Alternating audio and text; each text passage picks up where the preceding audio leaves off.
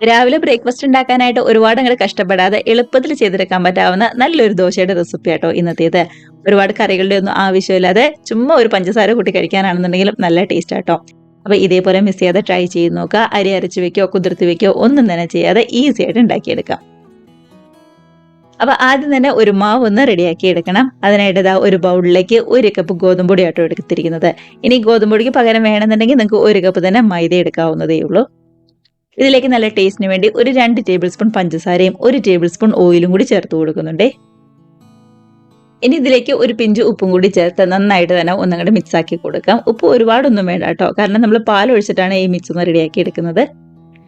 ഇതെല്ലാം കൂടി നന്നായിട്ട് ഒന്നുകൂടി യോജിപ്പിച്ചെടുത്തിട്ടുണ്ട്. ഇനി ഇതിലേക്ക് 1 കപ്പ് തന്നെ പാലാണ് ചേർത്ത് കൊടുക്കുന്നത്. ഇതിപ്പോൾ തിളപ്പിച്ചാറിയ പാലൊന്നുമില്ല, സാധാരണ കവർപ്പാൽ തന്നെയാണ്.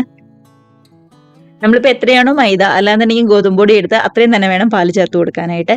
അപ്പോൾ എടുത്ത 1 കപ്പ് ഒരുമിച്ച് ചേർക്കാതെ ഇതേപോലെ കുറച്ച് കുറച്ചായിട്ട് ചേർത്ത് കട്ടകളൊന്നുമില്ലാതെ നന്നായിട്ട് തന്നെ ഒന്നുകൂടെ മിക്സ് ആക്കി എടുക്കാം.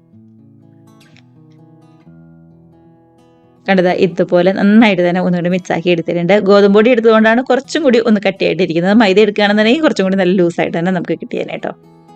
ഇനി ഇതിലേക്ക് 2 മുട്ടയും കൂടി ചേർത്ത് കൊടുക്കാം കേട്ടോ. നമ്മുടെ ഈ മുട്ടയും കൂടി ചേർത്ത് കൊടുത്ത് നന്നായിട്ട് ഒന്നും കൂടി ഒന്ന് മിക്സ് ആക്കി എടുത്താൽ ആ വലിയ കട്ടിപ്പൊക്കെ ഒന്ന് മാറിയിട്ട് പതുക്കെ ഒന്നും കൂടി ലൂസായിട്ട് വന്നോളൂ. അപ്പോൾ ഇതേപോലെ മുട്ടയും പാലും ഗോതമ്പ് പൊടിയും പഞ്ചസാരയും ഒക്കെ ചേർത്ത് കൊടുത്ത് എളുപ്പത്തിൽ തന്നെ റെഡിയാക്കി എടുക്കാൻ പറ്റാവുന്ന നല്ലൊരു ബ്രേക്ക്ഫാസ്റ്റിൻ്റെ റെസിപ്പിയാണേ. കണ്ടോ, വലിയ കട്ടകളൊന്നുമില്ലാതെ അതേപോലെ തന്നെ വലിയ കട്ടിയില്ലാതെ നന്നായിട്ട് തന്നെ റെഡിയായി വന്നിട്ടുണ്ട്. ഇത്രയേ ഉള്ളൂ നമ്മുടെ മാവിൻ്റെ പരിപാടി എന്ന് പറയുന്നത്. ഇനിയിപ്പോൾ ഒട്ടും തന്നെ സമയമൊന്നും കളയാതെ നമുക്ക് നേരെ ദോശ റെഡിയാക്കി എടുക്കാം. അപ്പോൾ നോൺ സ്റ്റിക്കിൻ്റെ ഒരു പാൻ ഒന്ന് ചൂടായിട്ട് വന്നപ്പോൾ ഇതിലേക്ക് കുറച്ച് നെയ്യാട്ടോ ഒന്ന് പറ്റി കൊടുക്കുന്നത്. നെയ്യോ ഓയിലോ വെളിച്ചെണ്ണയോ ഏതാണെന്നുണ്ടെങ്കിലും കുഴപ്പമില്ല. നെയ്യും അതേപോലെ തന്നെ ഓയിലും എടുക്കുകയായിരിക്കും കുറച്ചും കൂടി നല്ലത്. ചൂടായിട്ട് വന്ന് നമ്മുടെ ദോശ തവയിലേക്ക് ഇതേപോലെ മാവ് കോരി ഒഴിച്ചു കൊടുക്കുക. മേളിലായിട്ട് കുറച്ച് നെയ്യോ അല്ലാന്നുണ്ടെങ്കിൽ ഓയിലോ എല്ലാ ഭാഗത്തേക്കും ഒന്ന് സ്പ്രെഡ് ചെയ്ത് കൊടുക്കുക കേട്ടോ.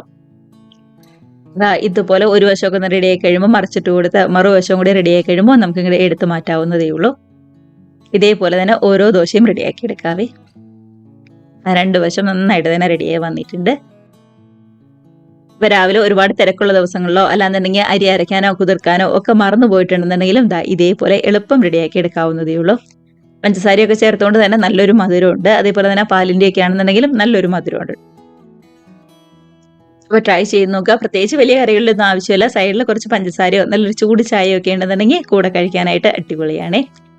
കൂടെ തന്നെ ലഞ്ച് ബോക്സിൽ കൊടുത്തു വിടാനും പറ്റിയ റെസിപ്പി തന്നെയാണ്. അപ്പോൾ മിസ് ചെയ്യാതെ എല്ലാവരും ട്രൈ ചെയ്ത് നോക്കി കമൻസ് ഒക്കെ ആണെന്നുണ്ടെങ്കിലും മറക്കാതെ അറിയിക്കുക.